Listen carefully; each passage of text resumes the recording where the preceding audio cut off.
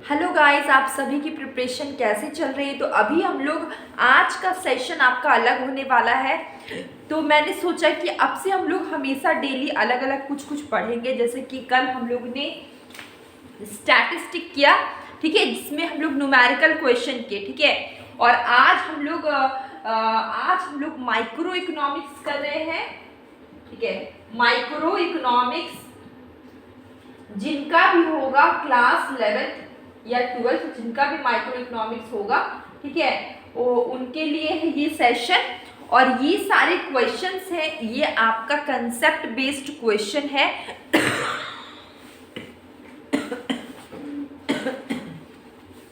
Concept based question है जो कि आपको आगे भी काम आएगा। और इसको मैं डिटेल में करूँगी ताकि हम लोग ऊपर से ना करें, हम लोग इसके बारे में थोड़ा सा जाने समझें, इसके डायग्राम्स को समझें, ठीक है। तो जैसे कि यहाँ पे हमारा क्वेश्चन है कि both AP and MP curves are general, ठीक है। तो ये जो एपी और एमपी कर्व्स हैं वो कैसा होता है, कौन से शेप्ड का होता है, यू शेप्ड का होता है। कि ये जो एवरेज प्रोडक्ट है और मार्जिनल प्रोडक्ट है, ठीक है, एवरेज प्रोडक्ट और मार्जिनल प्रोडक्ट, ठीक है, इसको हम लोग ने पढ़ा हुआ है। और एक और पढ़ा है टोटल प्रोडक्ट, ठीक है। तो इसको अगर डिटेल में पढ़ना है, आप वीडियो सर्च करेंगे आपको मिल जाएगा, ठीक है। हम लोग ने प्रोडक्शन चैप्टर में टीपी, एपी, एमपी सब कुछ पढ़ा हुआ है, ठीक है। तो देखिए यहाँ पे हम लोग इसका डायग्राम देखेंगे। ये देख सकते हैं मैंने बनाया है, ये क्या आपका एमपी है। एमपी आपका ओरिजिन से नीचे भी जाता है, ठीक है। और एमपी आपका डाउनवर्ड स्लोपिंग होता है, ठीक है। एमपी क्या होता है, डाउनवर्ड स्लोपिंग। एपी भी देखिए आप सब देख पा रहे हैं, शुरू में इंक्रीज होगा, फिर कांस्टेंट होगा, फिर नीचे होने लगेगा, मतलब डिक्रीज होने लगेगा। तो एपी ये वाला एमपी का कर्व है, ये आपका एपी का कर्व है। एमपी मार्जिनल प्रोडक्ट, एपी है एवरेज प्रोडक्ट, ठीक है। तो हम लोग ने इसके अलावा टोटल प्रोडक्ट भी पढ़ा है, ठीक है। तीन तरह के हम लोग ने पढ़े, टीपी, एपी और एमपी, ठीक है।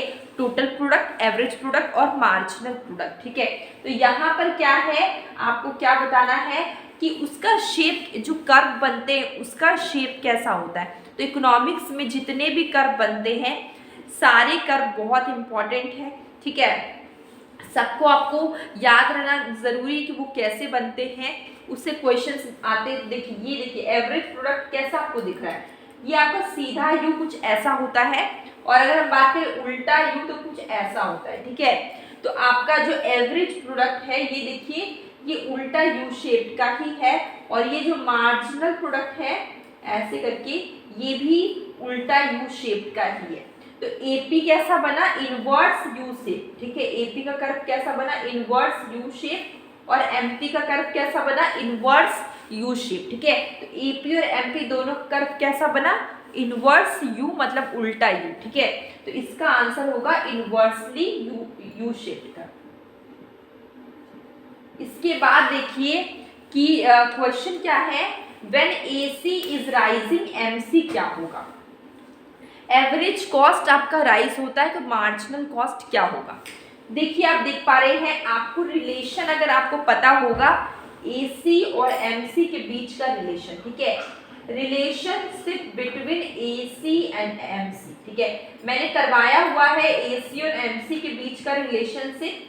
आप सर्च करेंगे आपको जरूर मिलेगा।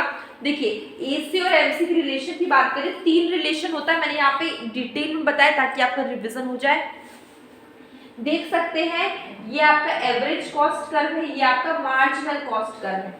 सबसे पहले क्या होता है कि देखिए शुरू में देखिए एमसी, शुरू में देखिए यहाँ पे एसी बड़ा है एमसी से, शुरू में क्या है एसी बड़ा है एमसी से, ठीक है। जहां पे एसी देखिए शुरुआत में इनिशियली एसी क्या हो रहा है, फॉल हो रहा है।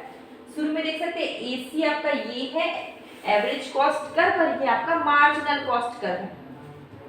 तो देखिए यहाँ पे देखिए शुरुआत में क्या होगा, एसी आपका नीचे की ओर जा रहा है, मतलब एसी आपका फॉल कर रहा है, मतलब कि एसी फॉल कर रहा है, ठीक है। लेकिन फिर भी एसी आपका फॉल कर रहा है, फिर भी आपका यहाँ पे एसी क्या है, बड़ा है एमसी से, ठीक है। इसके बाद इस पॉइंट पे क्या होगा, इस पॉइंट पे ये पॉइंट देख पा रहे, इस पॉइंट पे क्या है कि AC और MC दोनों यहाँ पे इस पॉइंट पे इक्वल, इस पॉइंट पे क्या है एवरेज कॉस्ट और मार्जिनल कॉस्ट दोनों इक्वल है, ठीक है। जहाँ पे AC आपका क्या है, AC आपका कांस्टेंट है इस पॉइंट पे क्या है AC क्या है कांस्टेंट। इसके बाद देखिए आपका MC बढ़ रहा है और AC भी बढ़ रहा है, MC इंक्रीज हो रहा है और AC भी इंक्रीज हो रहा है। लेकिन यहाँ पे आप देख सकते हैं, यहाँ पे आप क्या देख रहे हैं, दोनों इंक्रीज तो हो रहा है लेकिन जो MC है वो बड़ा है इस कंपेयर टू AC, ठीक है। तो आपने 3 स्टेजेस देखे, सबसे शुरू में क्या होता है कि आपका AC फॉल करता है लेकिन AC क्या है बड़ा है, देखिए AC आपका क्या बड़ा है इस कंपेयर टू MC। सेकेंड में क्या होता है कि यहाँ पे इस पॉइंट पे AC इक्वल टू MC है, जहाँ पे AC क्या है कांस्टेंट है, मिनिमम है। इसके बाद देखिए यहाँ पे क्या होगा, MC बढ़ रहा है और AC भी बढ़ रहा है, लेकिन यहाँ पे क्या होगा कि जो MC है वो बड़ा है इस कंपेयर टू AC, ठीक है। 3 स्टेजेस हम लोग ने पढ़ देख लिए। अब क्वेश्चन क्या है कि AC अगर राइज कर रहा है, ठीक है, एवरेज कॉस्ट आपका क्या हो रहा है बढ़ रहा है, एवरेज कॉस्ट आपका क्या हो रहा है राइज कर रहा है, ठीक है। आप देखिए यहाँ पे एवरेज कॉस्ट क्या है राइज कर रहा है, तो यहाँ पे जो MC है वो क्या होगा, MC क्या होगा ग्रेटर होगा AC से। देखिए यहाँ पे AC क्या कर रहा है राइज कर रहा है, यहाँ पे MC क्या होगा बड़ा होगा AC से, MC क्या होगा बड़ा होगा AC से, मतलब कि MC is more than AC, ठीक है। इसका आंसर इक्वल टू AC तो नहीं होगा, मोर देन AC इसका आंसर होगा। ये वाला आपको क्लियर हो गया। अब लोग यहाँ पे आते हैं, तो देखिए कंज्यूमर इक्विलिब्रियम की बात करते हैं। कंज्यूमर इक्विलिब्रियम कब होता है, क्वेश्चन पढ़ते हैं।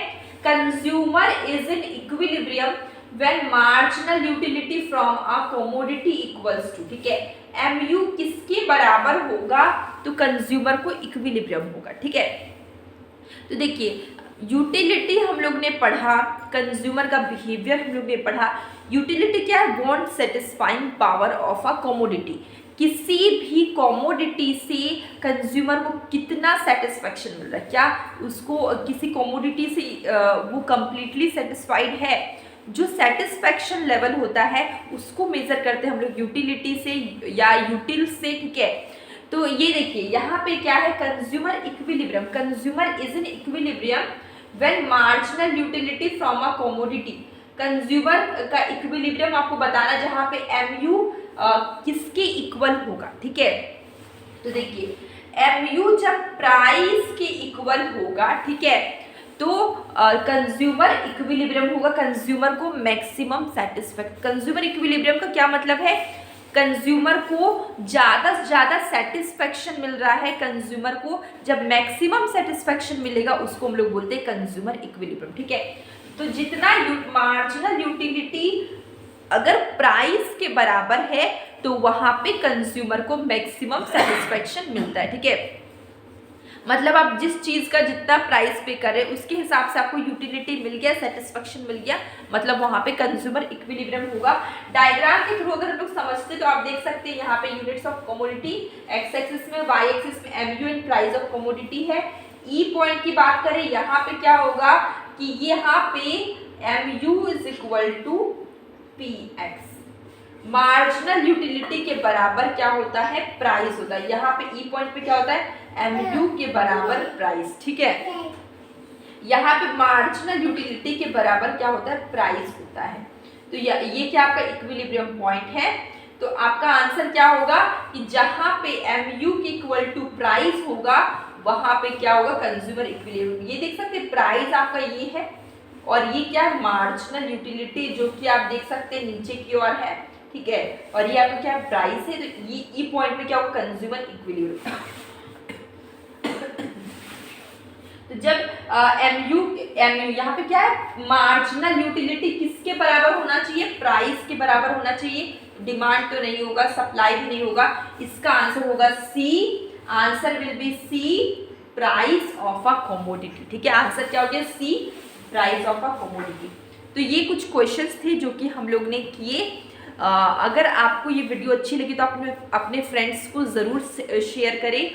और मैं डेली शॉर्ट वीडियो में क्वेश्चन पोस्ट करती हूँ, आप उसका आंसर ज़रूर करें। अब लोग मिलेंगे कल एक न्यू वीडियो में।